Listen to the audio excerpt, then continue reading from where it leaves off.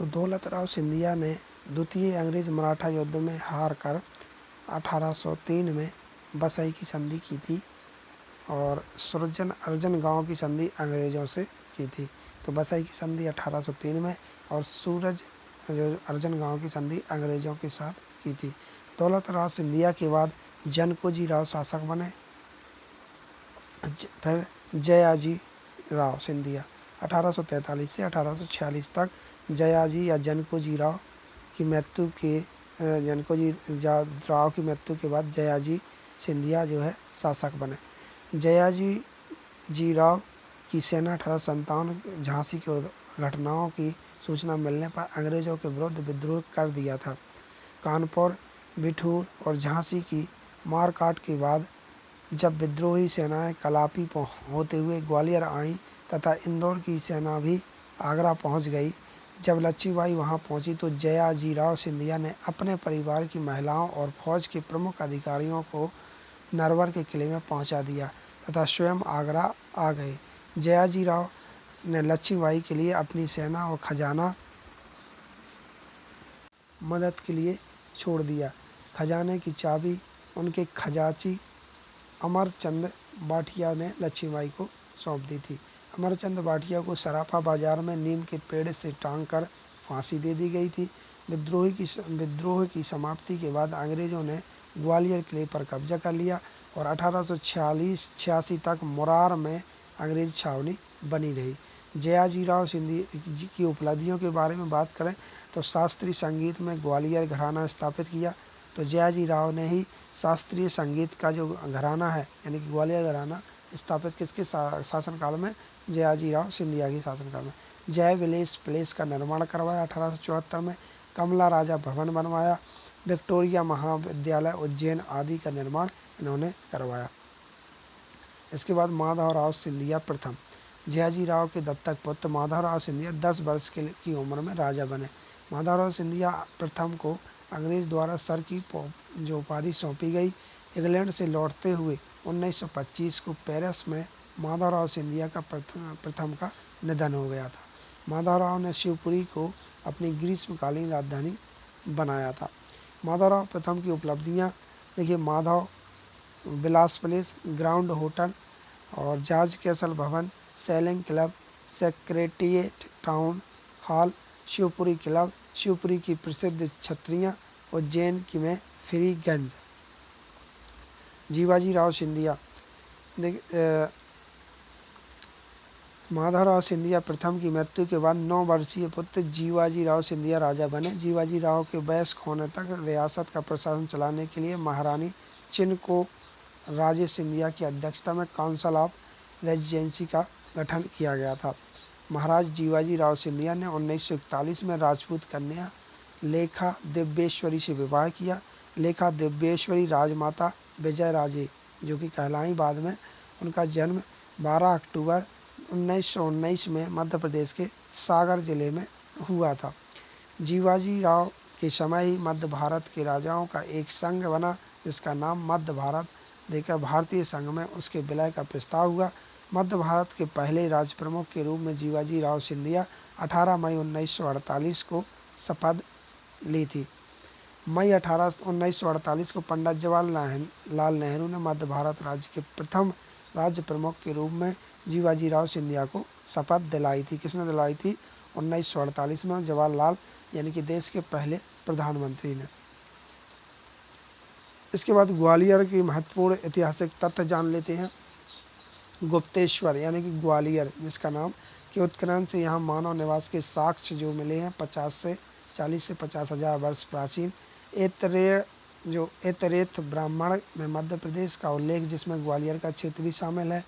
नागवंश में ने पद्मावती को राजधानी बनाकर कई वर्षों तक शासन किया।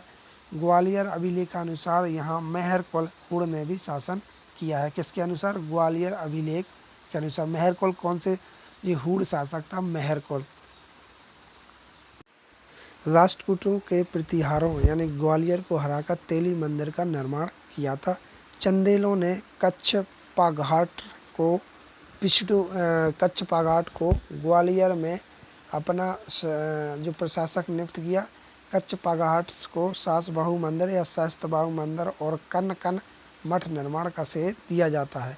अनंगपाल ने दिल्ली बसाई थी और उनके वंशज जो थे वीर सिंह तोमर 1394 में तोमर वंश की स्थापना ग्वालियर में की थी। इब्राहिम लोदी ने विक्रमजीत से ग्वालियर छीन लिया था, बाद में यह मुगलों के अधीन रहा। राणोजी सिंधिया ग्वालियर के पहले मराठा सरदार बने, जिसके पूर्व माधवजी सिंधिया पेशवा के अधीन प्रशासक नियुक्त हुए थे। महादजी सिंधिया ने ग्वालियर जाटों से छीना था।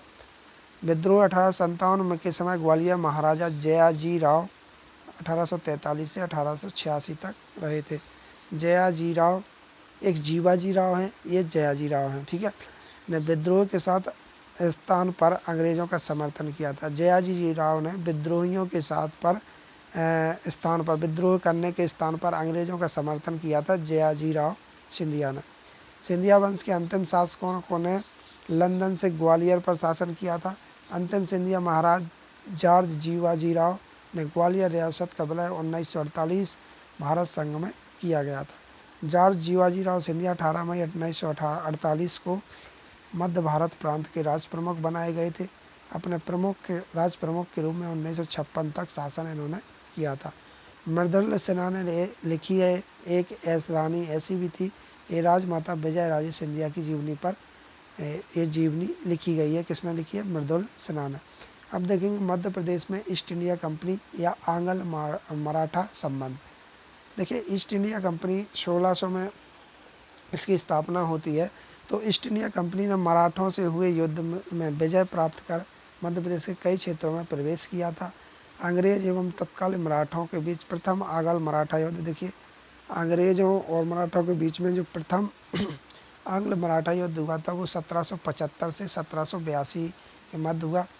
इस दौरान संधियां हुई जिसमें अंग्रेजों के मध्य प्रवेश का मौका मिला। देखिए पुरंदर की संधि हुई, कब हुई? 1776 में। बड़गांव की संधि 1779 में। सालवाई की संधि 1782 में, मार्च 1742 में। तो ये कब संधि हुई थी? जब मराठाओं और अंग्रेजों के द्वारा पहला जो अंग्रेजी आंग्ल मराठा युद्ध हो रहा था। इसके बाद द्वितीय मराठा युद्ध कब हुआ? तो 1803 से 1806 तक चला, जब उस समय जो वायसराय थे लॉर्ड वेलेजली के नेतृत्व में सिंधिया एवं भोसले की संयुक्त सेना को आयस तथा अरगांव से पराजित कर उन पर सहायक संधि लाद दी गई थी। तो पहली संधि हुई थी देवगांव की संधि सितंबर 1803 में। भोसले ने यह संधि करके अंग्रेजों की अधीनता स्वीकार कर ली थी। तो देवगांव की संधि के तहत भोसले ने इसमें क्या किया था? अंग्रेजों की अधीनता स्वीकार कर ली थी। नेक्स्ट हुई थी सुरजी अर्जन गांव की संधि 1803 में हुई थी। उत्तर में लॉर्ड लेक ने सिंधिया की सेना को दिल्ली के बाहर आत्मसमर्पण करवा दिया। अंततः सिंधिया के सेनापति जो थे अम्माजी इंगले की गद्दारी से ग्वालियर का दृढ़ किला अंग्रेजों को मिला और सिंधिया को सूरज अर्जन गांव की संधि के तहत गंगा यमुना के बीच का संपूर्ण क्षेत्र अंग्रेजों को देना पड़ा। नोट 1 में यहाँ पर दिया गया है कि अंग्रेजों ने ग्वालियर किला और राजधानी गोहद के राजा को दिलवाई थी। अतः गवर्नर जनरल वारेन हेस्टिंग ने पिंडारियों के नेतृत्वकर्ता सरदार करीम खान, बासिल मोहम्मद और चालू को प्रवाहहीन बनाने का सैनिक प्रयास किया। राजपुर घाट की संधि 1805 में हुई थी। यह संधि यशवंत राव होलकर को चंबल का उत्तरी भाग या बुंदेलखंड अंग्रेजों को देने पड़े। फिर ग्वालियर की संधि नवंबर 1817 में की गई थी।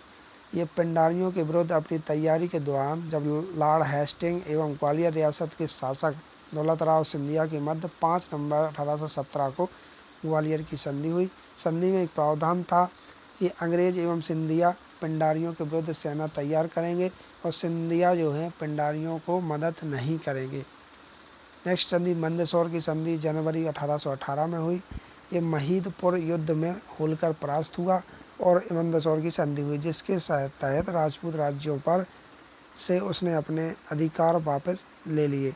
इसमें होलकर की सतपुड़ा पहाड़ियों के दक्षिणी क्षेत्र अंग्रेजों को देना पड़े।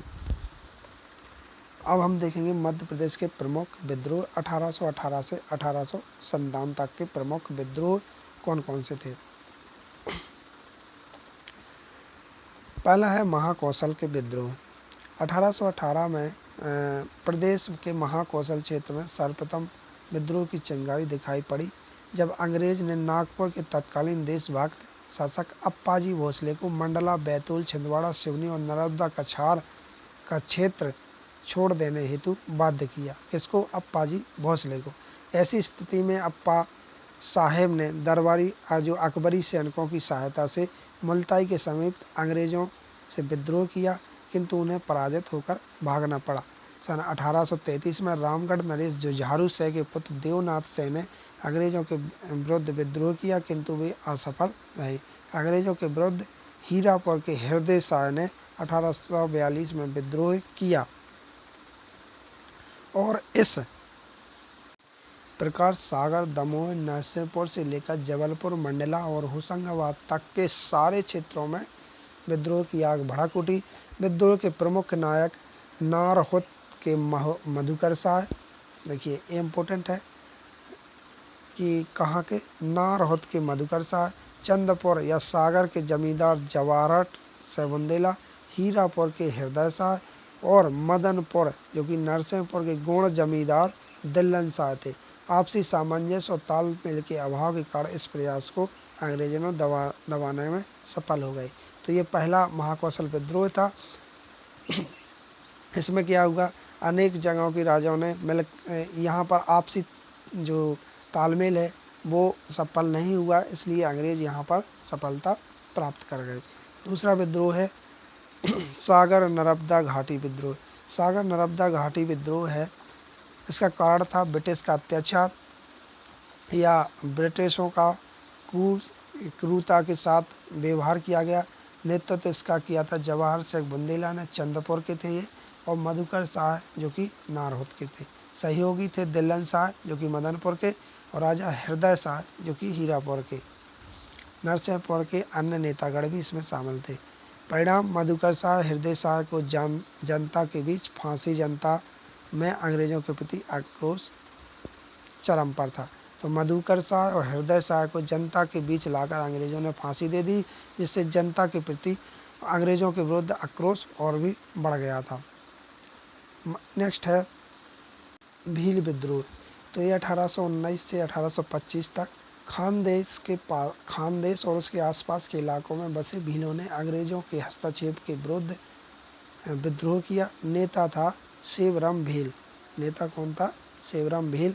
कारण था कृषि एवं वन उपज में अंग्रेजों का बढ़ता हस्तक्षेप, अंग्रेजों के अत्याचार, यही सभी कारण थे। समर्थन, भीलों ने मराठों ने भीलों को प्रोत्साहन किया था और काल अवधि थी 1819 से 1825 तक और चला, और 1831 एवं 1846 में पुनः इन्होंने विद्रोह किया था, भील विद्रोह। इसके बाद मध्य प्रदेश में गदर 1897 क्रांति। तो 1897 क्रांति के बारे में हम जानकारी एकत्र करेंगे। मध्य प्रदेश में क्या क्या घटनाएं हुई। देखिए 1897 क्रांति कहाँ से शुरू हुई थी? 10 मई 1897 को मेरठ से शुरू हुई थी और एक माह बाद मध्य प्रदेश में इसकी आग भड़की। मध्य प्रदेश में सर्वप्रथम जो है नीमच छावनी में विद्रोह उठा जब सैनिकों ने 3 जून 1857 को, कब? 3 जून 1857 को अंग्रेजी बंगलों में आग लगा दी। यहाँ किले पर अधिकार करने का प्रयास कर्नल सॉवर्स ने विफल किया। विद्रोही बंगाल ब्रिगेड यहाँ से दिल्ली कूच कर गई। राज्य में तत्या टोपे नाना साहब के प्रयत्नों से सैनिकों, किसानों, ग्रामीण के मध्य क्रांति संदेश कमल और रोटी के माध्यम से पहुंच गया था। हंडी चूरा कहानी का भी यहाँ पर प्रयोग हुआ था। ग्वालियर की मुरार छावनी के सैनिकों ने विद्रोह कर संचार व्यवस्था भंग कर दी थी।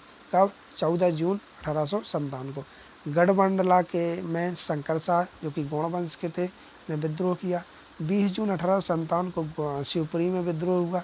राजा ठाकुर प्रसाद ने राघवगढ़, श्री बहादुर और देवी सेन ने मंडला तथा जमींदार वीर नारायण सेन ने रायपुर में 1857 के विद्रोह का नेतृत्व किया।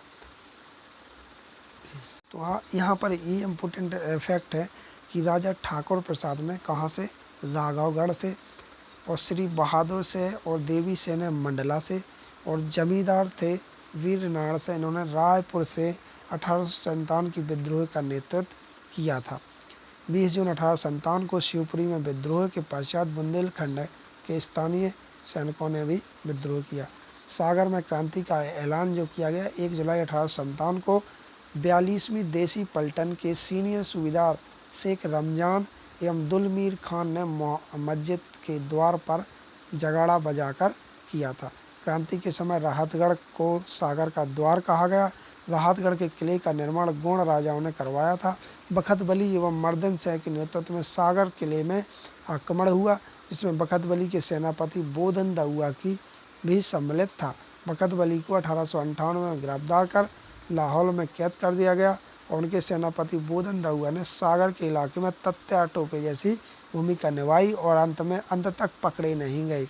तो ये तत्या टोपे जैसी यानी कि छापामार पद्धति से युद्ध करता था। दमोह में विद्रोह के प्रमुख नेता हिंडोरिया के जमींदार किशोर से और जोरावर से थे। गढ़मंडला के गोंड राजवंश के राजा शंकर शाह ने जबलपुर में विद्रोहियों का नेतृत्व किया था। अंग्रेजों ने शंकर शाह एवं उनके पुत्र, देखिए गढ़मंडला से किस गोंड वंश के राजा शंकर शाह ने और अंग्रेजों ने क्या किया था कि शंकर शाह और उनके पुत्र रघुनाथ शाह के को उनके निवास पुरवा, कहाँ पर, पुरवा में पकड़कर दोनों के विरुद्ध मुकदमा चलाया और 18 सितंबर 1857 को पिता और पुत्र को तोप के मोह पर बांधकर उड़ा दिया गया था। ठीक है, तो ये किसको, शंकर शाह और उनके पुत्र रघुनाथ शाह को। इस घटना से विजय राघवगढ़ यानी कि मैहर राज के अधीन के ठाकुर सरजू प्रसाद ने अंग्रेजों के विरुद्ध विद्रोह किया, जिसमें उनके सेनापति सरदार राम बोल एवं बदन चाचा मारे गए। राम बोल की मृत्यु के बाद उनकी पत्नी नैनी ने युद्ध का संचालन किया। सरजू प्रसाद को अंग्रेज ने गिरफ्तार कर आजीवन कारावास की सजा दी। आगे चलकर उन्होंने कटारों घोंपकर हत्या कर ली। शंकर शाह की पत्नी रानी फूल कुंवर ने मंडला में एक सेना का गठन कर अंग्रेजों के विरुद्ध लड़ाई लड़ी और अंत में मृत्यु निश्चित देख स्वयं को कटार कर मारकर आत्महत्या कर ली। इसी समय मऊ छावनी में, कहाँ पर, मऊ छावनी में शहादत खां के नेतृत्व में जबरदस्त विद्रोह हुआ और अंग्रेजी सेना परास्त, कैप्टन स्टूट जो कि कैप्टन स्टूट परास्त कर दी गई और महाराज होलकर विद्रोहियों को सहायता दे रहे थे। और इस घड़ी में अंग्रेजों के सभी अधिकारी, कर्नल स्टॉकटो Trevelyan, captain Ludlow, captain Keith, colonel Durand Indore में ही मौजूद थे, लेकिन विद्रोहियों के आक्रामक रुख के कारण वे सब अपने मित्रों और परिजनों के साथ सीहोर चले गए, जहां उनकी सहायता भोपाल की बेगम सिकंदर द्वारा की गई। कर्नल डूरेंट होशंगाबाद के रास्ते पुनः मऊ छावनी आए। इसी समय भोपाल रियासत में दो अधिकारी रिसालेदार वली शाह एवं महावीर कोठा ने दो झंडे, निशान महमदी एवं निशान महावीरी गाड़कर 6 अगस्त 1857 को विद्रोह की शुरुआत की। महावीर एवं वली शाह ने नई हुकूमत सिपाही बहादुर सरकार का गठन किया। भोपाल में 1857 की क्रांति का नेतृत्व जो किया था अम्बा पानी रायसेन रियासत के पास के नवाब भाइयों नवाब फाजिल मोहम्मद खान और नवाब आदिल मोहम्मद ने किया था। नवाब बंधुओं ने सिपाही बहादुर सरकार का साथ दिया और फाजिल खान को फांसी दे दी गई। अमझेरा सरदार ने के विद्रोह का लाभ उठाकर शाहजादा फिरोज शाह ने हुमायूं के नाम से अपने को मंदसौर का शासक घोषित कर दिया। बानपुर शाहगढ़ के राजाओं ने भी विद्रोह किया और खंडवा एवं खरगोन में 1857 की क्रांति में मंडलोई के रघुनाथ शाह एवं भील क्रांतिकारी भीमा नायक के नेतृत्व में विद्रोह हुए। मंडलेश्वर धार में घुड़सवार एवं पैदल सेना की टुकड़ी ने यहाँ के सेंट्रल जेल पर बम हमला बोला। विद्रोहियों द्वारा जेल पर 2 वर्ष तक कब्जा कर अपने स्वतंत्र होने की घोषणा कर दी गई। यहाँ बंगाल रेजिमेंट में बेंजामिन हेप्स मारे गए थे। इस क्रांति के मुख्य पात्री रानी लक्ष्मीबाई, जिन्होंने तत्या टोपे के साथ ग्वालियर का घेरा डाला। बाजीराव प्रथम के वंशज तथा बांदा के नवाब अली बहादुर द्वितीय ने भी रानी का साथ दिया, जिन्होंने रानी लक्ष्मीबाई ने राखी भेजी थी नवाब अली बहादुर को। बांदा के नवाब थे ये। रानी अपनी सहयोगी के साथ भागकर कलापी पहुंची, जहां होरूज व स्टूट की सेना के साथ एक बार पुनः घनघोर संग्राम हुआ। अंततः 24 मई को अंग्रेजों ने कलापी पर भी अपना अधिकार कर लिया। होरूज एवं रानी लक्ष्मीबाई के बीच जो अंतिम युद्ध हुआ 18 जून 1858 को ग्वालियर के मुरार में स्वर्ण रेखा नदी के किनारे। कौन सी नदी? स्वर्ण रेखा नदी के किनारे हुआ, जिसमें 18 जून को रानी लक्ष्मीबाई अपनी अंगरक्षा, उसकी अंगरक्षा हूबहू शकल मिलती थी, जो कि झलकारी बाई के साथ वीरगति प्राप्त हुई। और हुरूज ने टिप्पणी की, रानी लक्ष्मीबाई विद्रोही नेताओं की अकेली मर्द थी। उसने हुरूज जो वहाँ का जो अंग्रेजी कंपनी का जो वायसराय था हुरूज, उसने टिप्पणी की थी कि जो रानी थी वो लक्ष्मीबाई विद्रोही नेताओं में अकेली ही मर्द थी। 1857 ईसा के विद्रोह के महान योद्धा तात्या टोपे, जिसका मूल नाम था रामचंद्र पांडुरंग, ने अपनी छापामार रणनीति से अंग्रेजों को क्षति पहुंचाई। तात्या टोपे को महाराष्ट्र का बाघ कहा जाता है। तात्या टोपे, रामचंद्र पांडुरंग 2 वर्ष तक गोरेला युद्ध छेड़े रहे, लेकिन नरवर के गद्दार, जो नरवर का राजा था, उसको गद्दार बोलेंगे, मानसेन ने उन्हें अंग्रेजों के सुपर्द कर दिया और 18 अप्रैल 1859 को उन्हें फांसी दे दी गई। एक और वीरांगना की कहानी आती है, रानी अवंतीबाई, जो कि कहाँ की थी? रामगढ़ रियासत, जो कि कहाँ? मंडला में। झांसी की रानी जैसी भूमिका निभाई। अंग्रेज सेनापति जो बार्डन था को भगा दिया था वहाँ से। अंततः वेडिंगटन ने रीवा रियासत की सहायता से रानी को परास्त किया और रानी दुर्गावती के अनुरूप अपनी शहादत दी। इनकी भी एक सहायक जो थी गिरधारी बाई ने भी ऐसा ही किया। इसके बाद होशंगाबाद में ठाकुर दौलत सिंह और पंडित बाबा साहब ने विद्रोह का नेतृत्व किया। इनका केंद्र हरदा और नेमावाड़ थे। बालाघाट में 1857 के विद्रोह का नेतृत्व कामथा जागीरदार चिमना पटेल ने किया था। इंदौर में क्रांति की शुरुआत 1 जुलाई 1857 को शहादत खां, भागीरथ सिलावट, वंश गोपाल के नेतृत्व में होलकर की सेना ने किया। इंदौर में तुकोजी राव टू ने अंग्रेजों का ऊपर से सहयोग किया, किंतु आंतरिक रूप से विद्रोह का साथ दिया था। अमझरा रियासत, जो कि धार जिले में है, कि विद्रोह का नेतृत्व किसने किया था? तो ये बख्तवर ने किया था, बख्तवर शाह ने किया था, जो 10 फरवरी 1858 में उनको फांसी दे दी गई थी।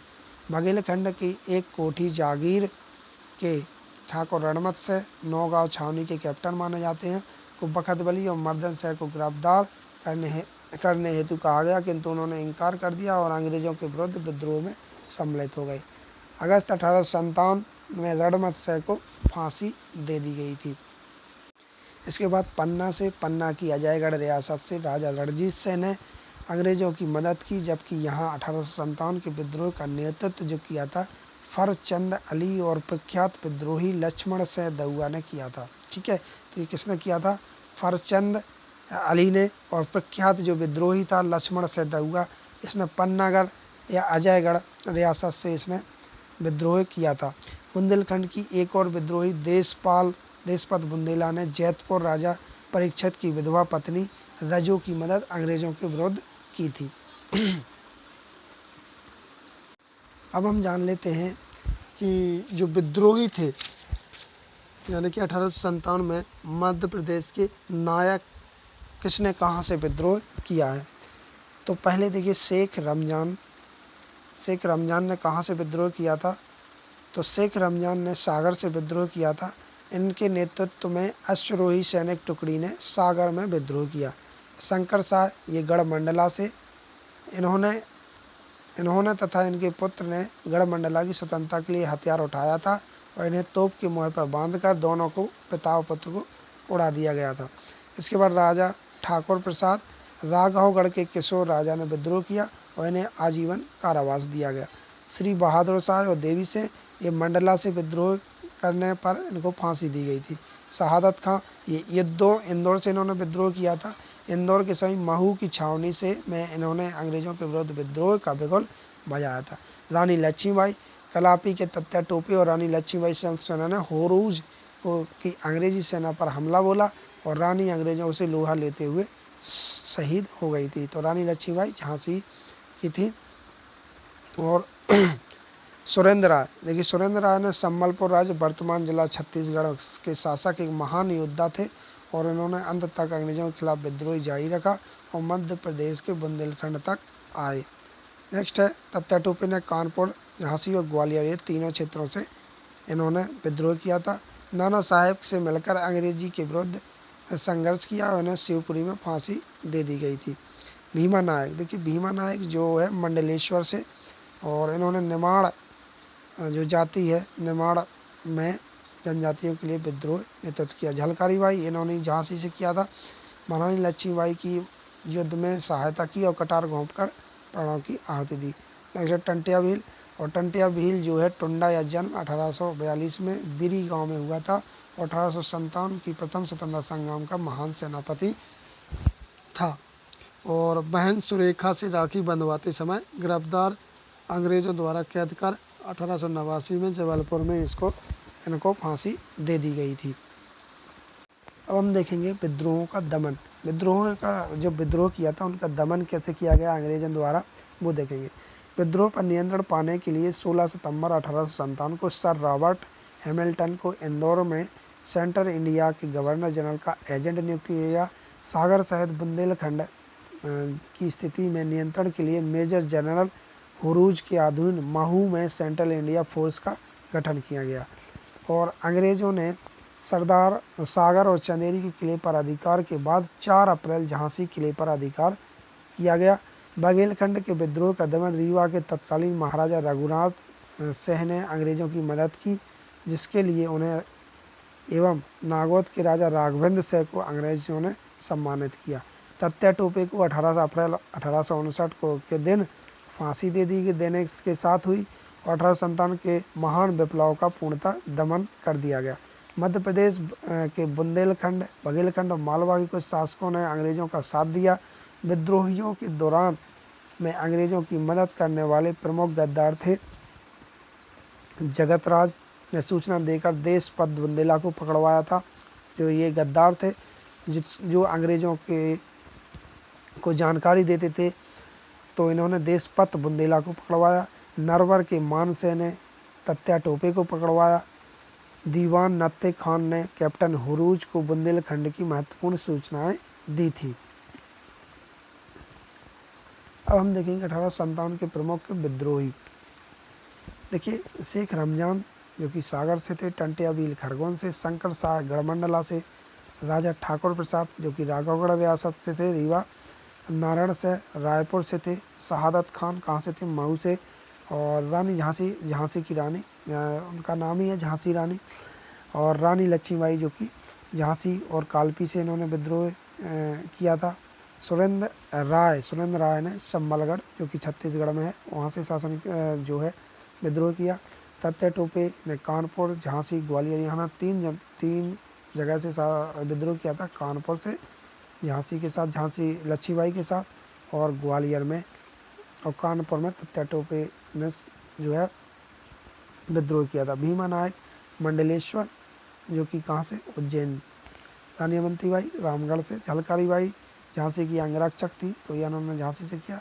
गिरधारी बाई मंडला की थी, अवंतीबाई की अंगरक्षक तो इन्होंने मंडला से किया। और श्री बहादुर एवं देवी सेन ने भी मंडला से यह विद्रोह किया था। तो ये थे प्रमुख विद्रोही।